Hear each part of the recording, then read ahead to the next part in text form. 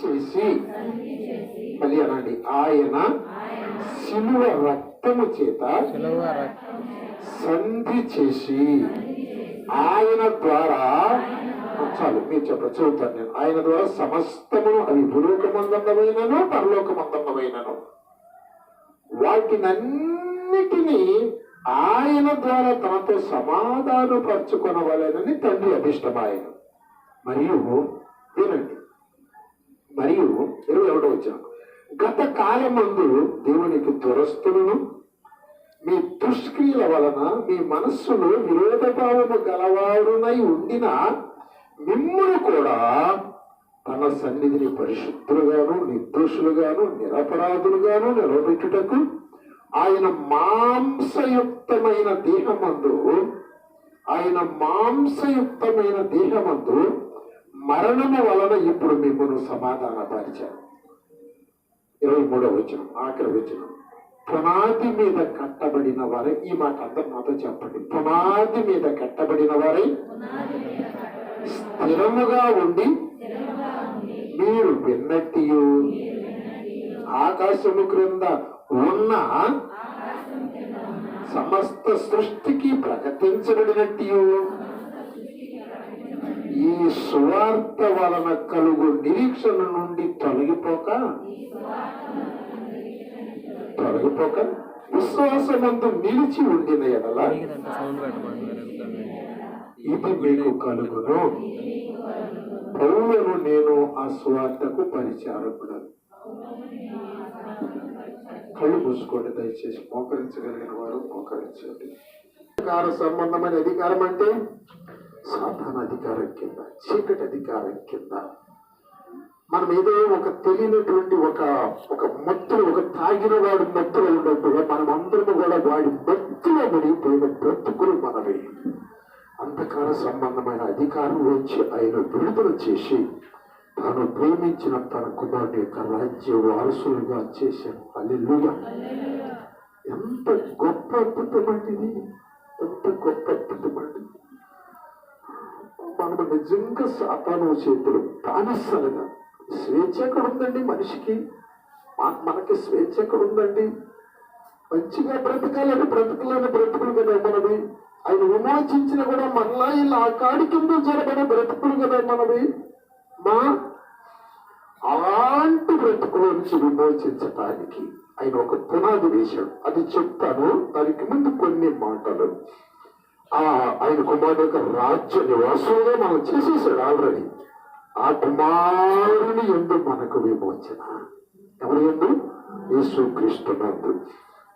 అనగా పాప క్షమాపణ కలుగుతున్నది. మనం ఎన్ని ఘోరపాపాలు చేసామో వాటి అన్నిటి క్షమాపణ కుమారుని యొక్క రక్తం, ఆ కుమారుని యొక్క శరీరం ద్వారా మనకి విమోచన, విడుదల. ఓకే, నేను దీన్ని అట్ట పెట్టేసేసేసి నేను ఒకసారి 16వ వచనంలోకి వస్తాను. దానికి ముందు కూడా ఆయన అదృశ్య దేవుని స్వరూపి. యేసుక్రీస్తు ఎవరంట? కనబడకుండా ఉన్న దేవుని యొక్క స్వరూపం అంట యేసుక్రీస్తు వారు. ఆకాశమందున్నవి, భూమి అందున్నవి, దృశ్యమైనవి, అదృశ్యమైనవి, అవి సింహాసనాలైనా, ప్రభుత్వాలైనా, ప్రధానులైన, అధికారులైన సర్వము ఆయన సృజించబడను.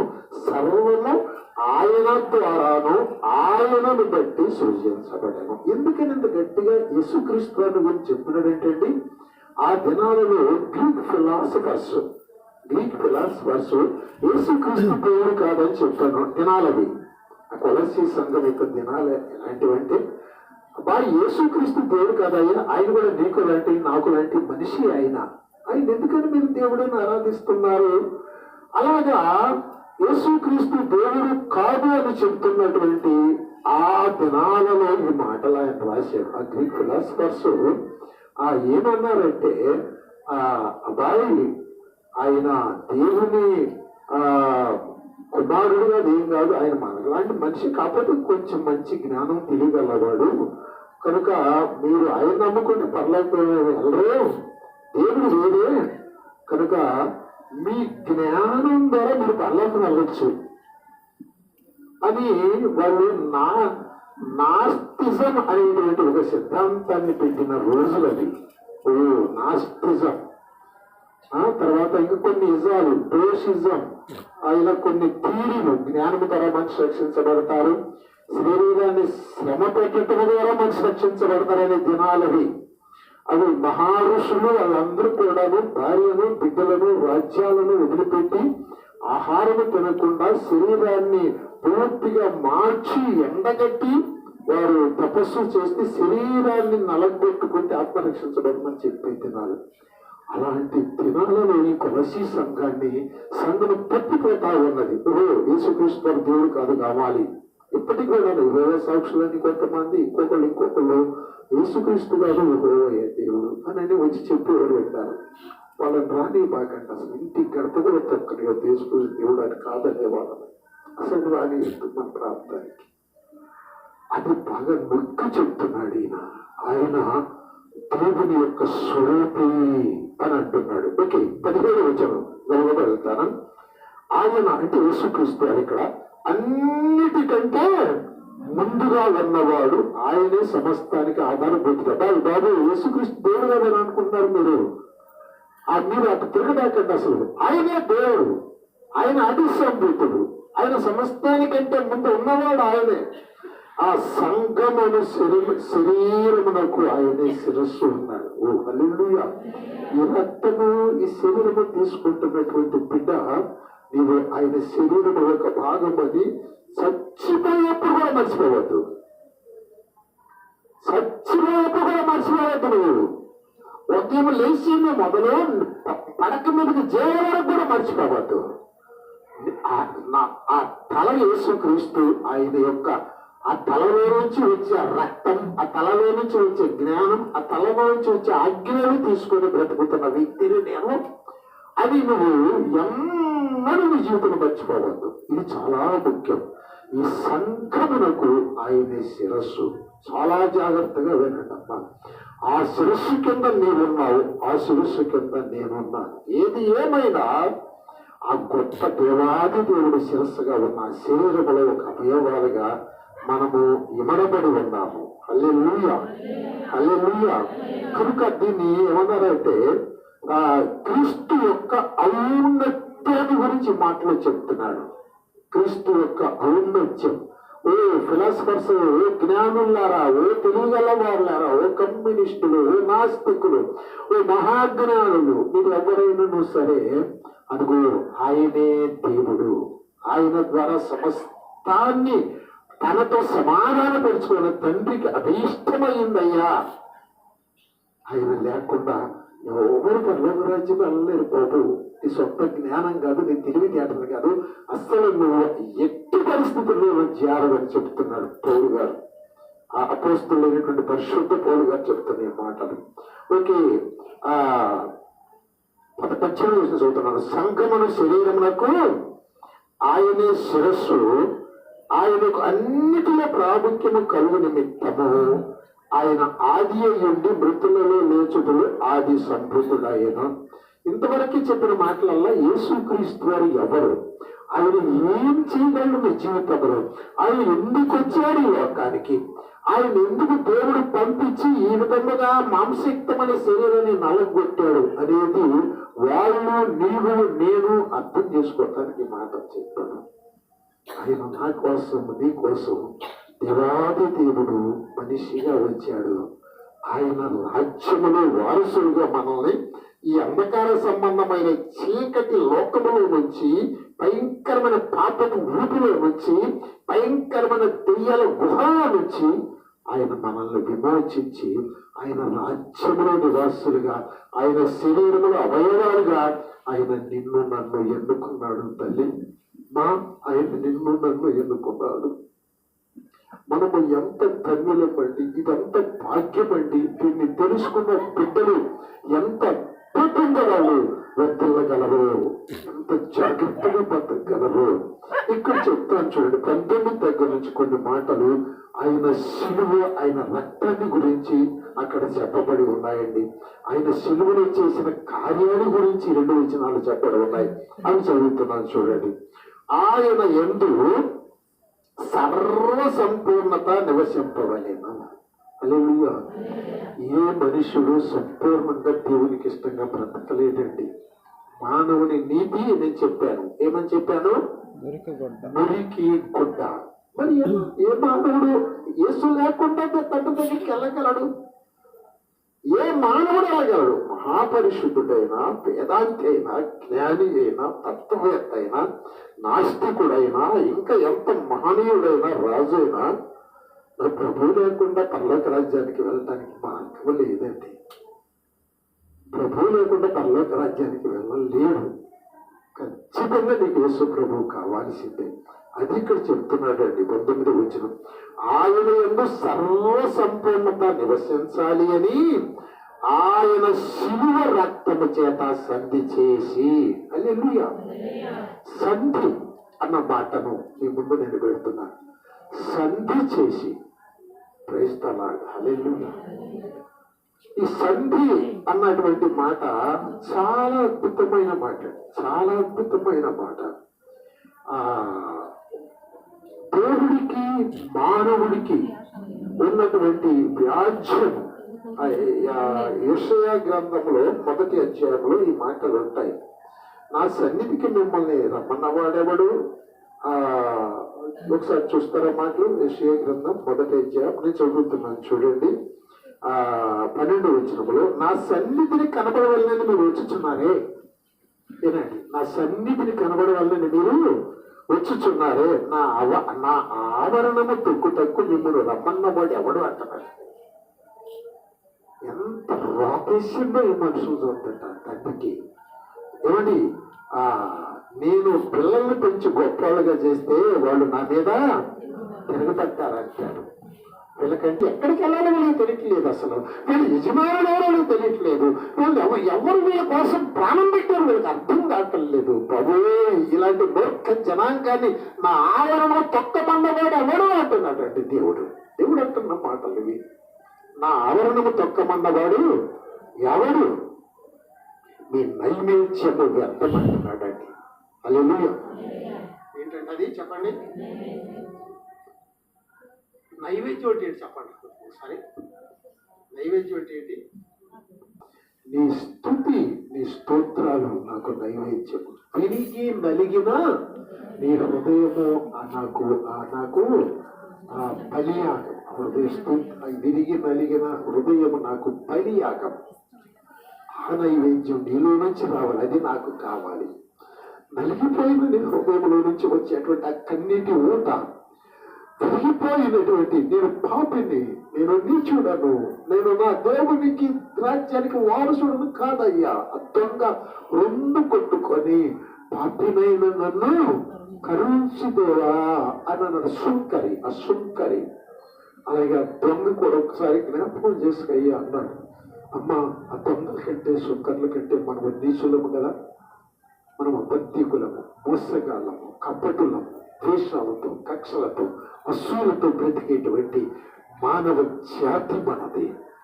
నీచమైన జాతి మనది. నికృష్టమైన జాతి మనది. మార్పు చెందని జాతి మనది. ఇలాంటి జాతిని ఆయన ఏం చేస్తాడంటే, చూడండి అక్కడ 17వ వచనం చూస్తాను. యెషయా గ్రంథం 1వ అధ్యాయము 17వ వచనము. కీడు చేయటం మానుడి, మేలు చేయటం నేర్చుకొనడి. కొంచెం 15 కూడా చూస్తే బాగుంటుంది అన్నమాట.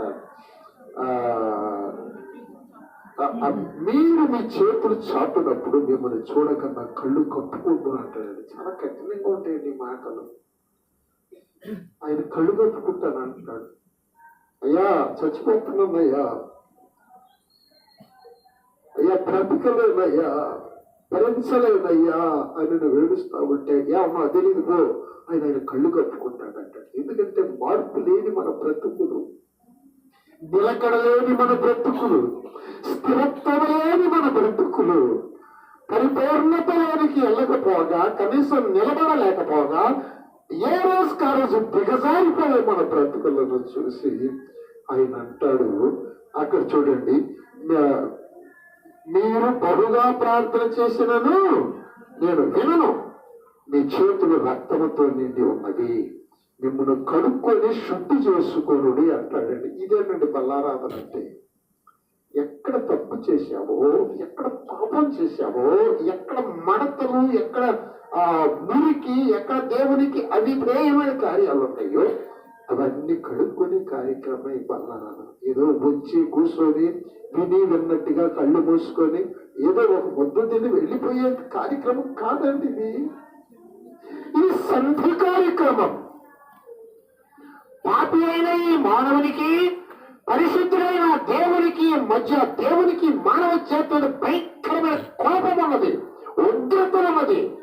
వీళ్ళు నరకముల కాలంటేనే మంచిది, వీళ్ళు నరకానికి వీళ్ళు అర్హులు అని ఆయన అనుకుంటున్న దినాలలో సరే ఆఖరిగా నా కుమారుణ్ణి పంపించి ఆయనలో వీళ్ళ పరిపూర్ణంగా చేసుకుని విమోచించిన రాజ్యాన్ని వారసులుగా చేసుకుంటానని తలంచి ఆయన కుమారుడు పంపించిన ఆయన శరీరం, ఆయన రక్తం మన కోసం మాంసయుక్తమైన ఆ మాంసం నలగొట్టబడిన మన హృదయాలు మాత్రం మారటం లేదండి.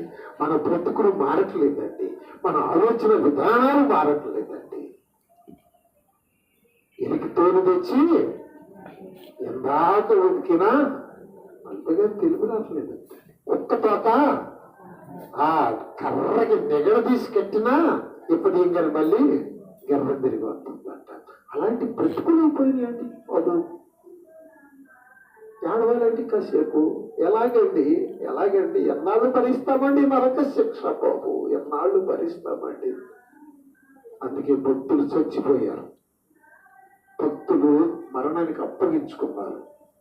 చంపటం అంటే చంపేయండి అయ్యా, మేము వెళ్ళిపోతాం తొందరగా. కనుక ఈ 18 వయసులు అంటాడు యెహోవా ఈ మాట సెలవిస్తాడు, రండి వివాదము తీర్చుకుంటాము రండి అంటాడు. వివాదము ఉన్నది మానవుడికి, దేవునికి మానవుడికి వివాదం ఉన్నది. అదే యోబు గారు కూడా అంటాడండి, నాకు మధ్యవర్తి లేడు, నా దేవునితో నాకు వివాదం వచ్చింది, తీర్చే మధ్యవర్తి లేడు. నన్ను ఎందుకు దేవుడు శిక్షిస్తున్నాడు, నా పిల్లల్ని ఎందుకు చంపాడు, నాకెందుకు ఈ వ్యాధి కలుగు చేశాడు, మధ్యవర్తి మాకు లేడు, మా ఇరువురు మీద చేతు నుంచి మమ్మల్ని సంధి చేసేటువంటి వారు మాకు లేరనని ఆయన విలపించాడు ఈ భక్తుడైనటువంటి యోబు. కానీ ఈ దినాలను విలపించవసరం లేదు. నీకు సంధి చేసేటువంటి ప్రభు రక్తము నీ ముందు పెట్టాడండి. ప్రభువా అని నీ పాపములు ఒప్పుకుంటా నమ్మదగిన వాడు నీతిమంతుడు కనుక నీ పాపములన్నీ పరిహరింప చేసి నిన్ను నీతిమంతులుగా దిద్ది అందించేటువంటి హస్తము నీపై చాచబడి ఉన్నది. ప్రియమైన బిడ్డ, ఒప్పుకునే జ్ఞానం ఉన్నదా? ఉంటే ఎంచగానైనా ఉండు, నిర్లక్ష్యతనంగా ఉంటే మళ్ళా రాజు తీరుతానా చేసుకుంటానా అన్నాడండి ఆయన. ఊసేస్తానన్నాడండి, ఊసేస్తానన్నాడు. కనుక నిలువెచ్చనితనం అనేది చాలా భయంకరమండి. హల్లెలూయా. అమ్మ కళ్ళు మూయబాకండి, ఇది జోలపాట కాదు. కళ్ళు మూసి నిద్రపోవటానికి జోలపాట కాదు అన్నట్టండి. ఇది మరణ మృదంగం, మరణ మృదంగం. ఇది మరణ మృదంగం. చిట్టపట్టల మధ్య భయంకరమైనటువంటిది. ఆత్మ నీ శరీరం కాలేనప్పుడు అప్పుడు తెలుస్తూ ఈ మాటలు విలువలు. కొంచెం కళ్ళు తెరిచి వినడానికి ప్రయత్నించండి. హల్లెలూయా. సరే, కొలస్సీ పత్రికలోనికి మరలా ఒకసారి వద్దాం. కొలస్సీ పత్రికలో చూడండి, 19-20 వచనాలు చదువుతున్నాను. ఆయన యందు సర్వ పరిపూర్ణత నివసించవలెననియు ఆయన శిలువ రక్తము చేత సంధి చేసి నిన్ను పరిశుద్ధపరిచేది రక్తం అండి. రక్తం విలువ నీకు తెలియాలి. ఈ రక్తం విలువ నీకు తెలియకపోతే ఒక దినాన ఏడవలసి వస్తుంది. నేను చెప్పాను, ఒక గొడ్డలు కాసే కుర్రోడు ఊళ్ళో గుడ్డనే దొరికిపోతాడు కొండ మీదకి. ఆ కొండ మీద దూరం దొరుకొని పోయి అతను అక్కడ ఒక చక్కగా మెరుపుగా మెరిసే రాళ్లను చూసుకొని అవన్నీ ఏరుకొని మూట కట్టుకున్నాడంట.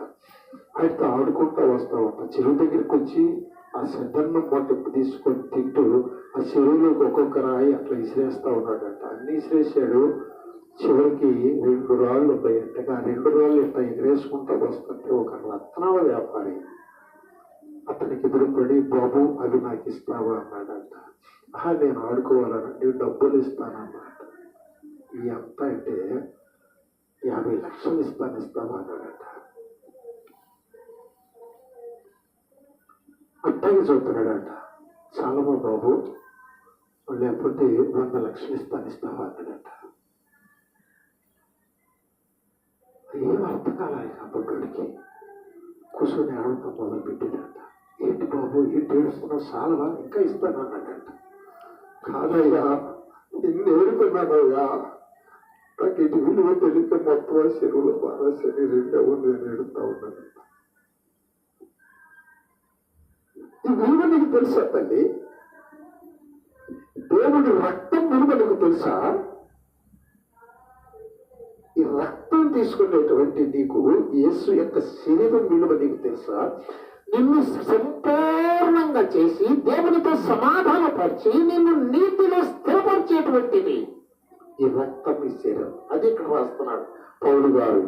చూడండి, ఆయన యందు సంపూర్ణత నివసించాలని ఆయన శిలువ రక్తము చేత సంధి చేసి ఆయన ద్వారా సమస్తమును, అంటే అవి భూలోకమందున్నవైనను పరలోకమందున్నవైనను వాటినన్నిటినీ ఆయన ద్వారా, అంటే తన కుమారుడైన యేసుక్రీస్తు శిలువ రక్తము ద్వారా తనతో సమాధానపరుచుకొనవలేరని తండ్రి అభిష్టమై. చప్పటి కొట్టరా. భూలోకం వేరు, పరలోకం వేరు. పరలోకము పరిశుద్ధమైన లోకం. మరణమైనను, దుఃఖమైనను, కన్నీరైనను, వేదనైనను లేనటువంటి లోకం. బంగారు వీధులు, రత్నములు, ముత్యములు, మరకత మాణిక్యములు, వజ్ర వైడూర్యములు, కెంపు సునీయులతో కట్టబడినటువంటి పట్టణం అది. ఆ పరలోక పట్టణాన్ని, ఈ పాపభూయిష్టమైనటువంటి ఈ లోకాన్ని, ఈ రెంటిని యేసుక్రీస్తు ఏకము చేసి కలవలు పేసేసినట్టండి. హల్లెలూయా.